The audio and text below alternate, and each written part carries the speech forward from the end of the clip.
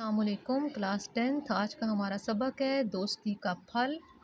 ये सबक शफ़ी अकील ने लिखा है। उनका असल नाम मोहम्मद शफ़ी है और उनका अदबी नाम शफ़ी अकील है। शीन आइन के नाम से भी वो लिखते रहे हैं। सबक दोस्ती का फल। किसी जंगल में एक कबूतर और कबूतरी रहते थे। एक बड़े से दरख्त पर उनका घोंसला था और उसमें दोनों अमन चैन की ज़िंदगी बसर कर रहे थे। जब कबूतरी ने घोंसले में अंडे दिए तो उसे हर वक्त इस बात की फ़िक्र लगी रहती कि कोई जानवर अंडे ना ले जाए। यही बात सोचते हुए एक रोज़ वो कबूतर से कहने लगी, हमारा यहाँ कोई संगी साथी ऐसा नहीं है जो वक्त पड़ने पर काम आ सके, लेकिन तुम्हें यहाँ ख़तरा किस बात का है? कबूतर ने हैरानी से दरियाफ्त किया। इस पर कबूतरी उसे समझाने के अंदाज में बोली, बुरा वक्त किसी को बताकर नहीं आया करता। फिर उसने कदरे संजीदगी से कहा, हमें अपने एक दो साथी ज़रूर बनाने चाहिए ताकि मुसीबत के वक्त वो हमारी मदद कर सकें।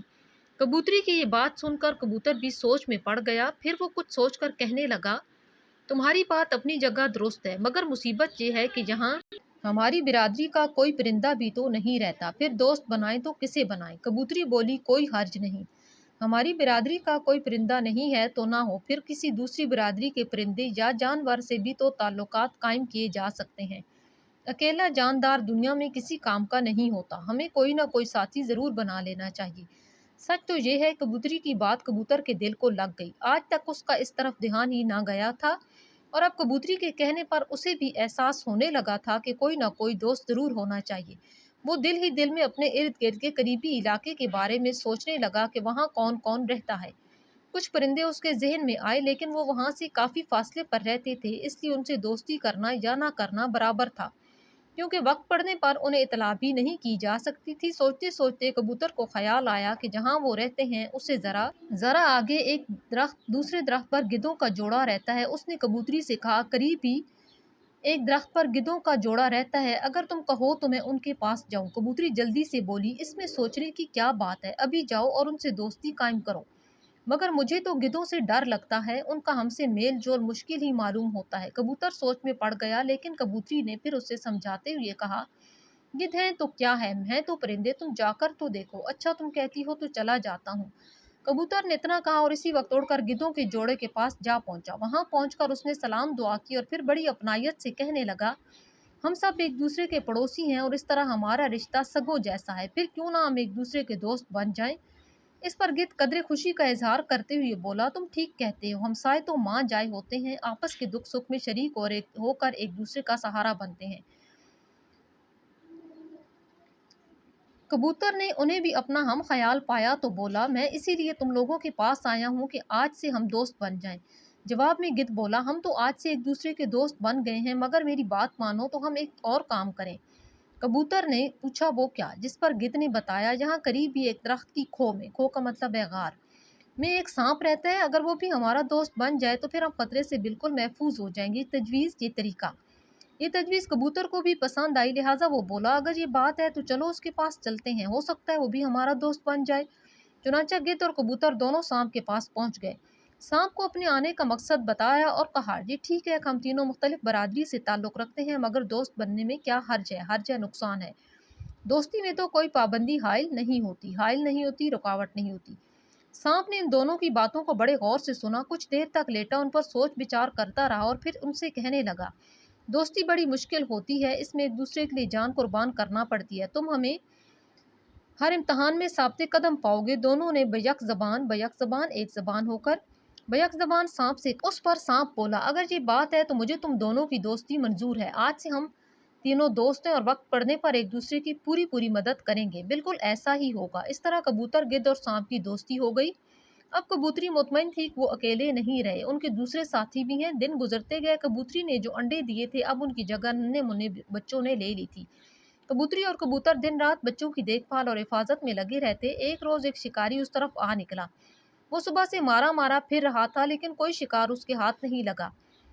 इसी दरख्त के नीचे आकर खड़ा हो गया जिस पर कबूतर और कबूतरी ने घोंसला बना रखा था। उसने दिल में सोचा, खाली हाथ घर जाना अच्छी बात ना होगी, क्यों ना किसी घोंसले से किसी जानवर के बच्चे ही पकड़ कर ले चलूं, कुछ तो मिल जाएगा। इतना सोचकर उसने इर्द गिर्द से दरख्त का जायजा लिया तो उसे उस पर घोंसला दिखाई दिया। घोंसला देखकर उसने अपने तजर्बे से उसका अंदाजा भी कर लिया कि घोंसले में किसी परिंदे के बच्चे भी मौजूद हैं। इस वक्त शाम होने को आई थी और आहिस्ता आहिस्ता चारों तरफ अंधेरा फैलने लगा था।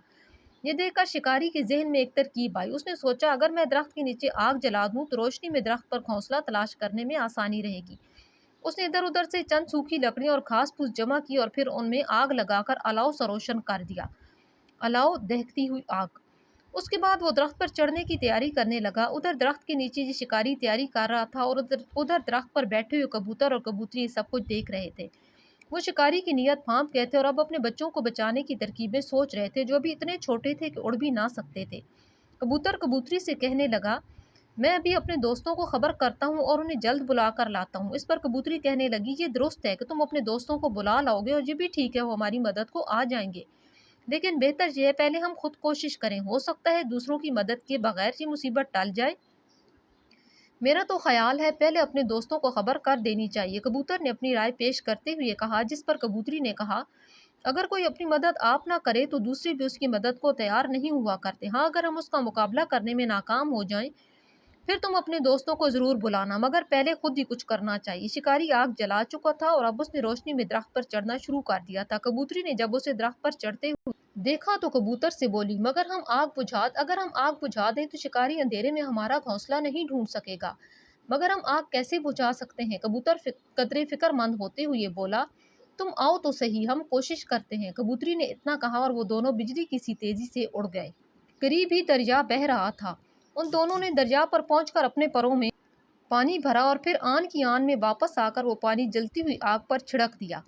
वो फिर उड़े और दोबारा पानी लाकर आग पर छिड़क, और इस तरह चंद ही लम्हों में 3-4 बार पानी लाकर उन्होंने आग पर छिड़क दिया, जिससे जलती हुई आग बुझ गई।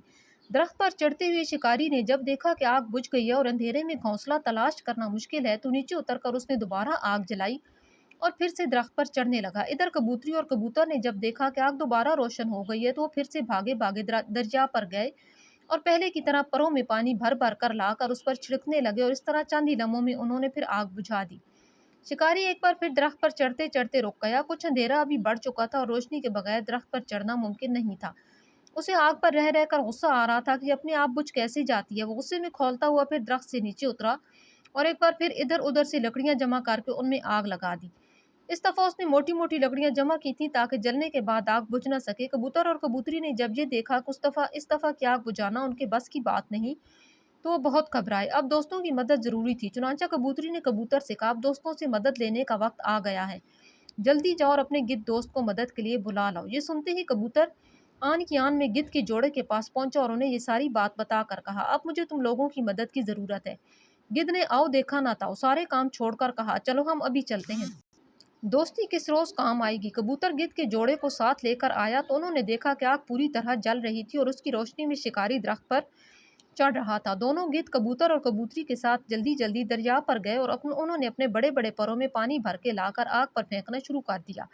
इस तरह देखते ही देखते चंद लम्हों में जलती हुई आग बुझ गई। ये देखकर शिकारी तिलमिलाकर रह गया, गुस्से में आकर रह गया। मुसीबत ये थी कि अब अंधेरा बहुत ज्यादा हो चुका था। फिर ये भी था कि शिकारी बार बार दरख्त पर चढ़ने उतरने में थक चुका था।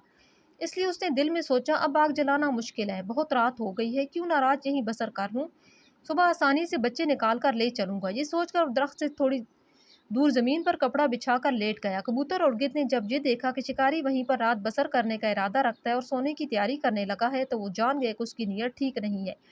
ये सुबह जरूर घोंसले में से बच्चे निकाल कर ले जाएगा। ये जानकर वो कुछ दूसरी तरकीबें सोचने लगे। कबूतरी ने राय दी, मेरी मानो तुम दोनों अपने दोस्त सांप के पास जाओ, इस वक्त वही हमारी मदद कर सकता है।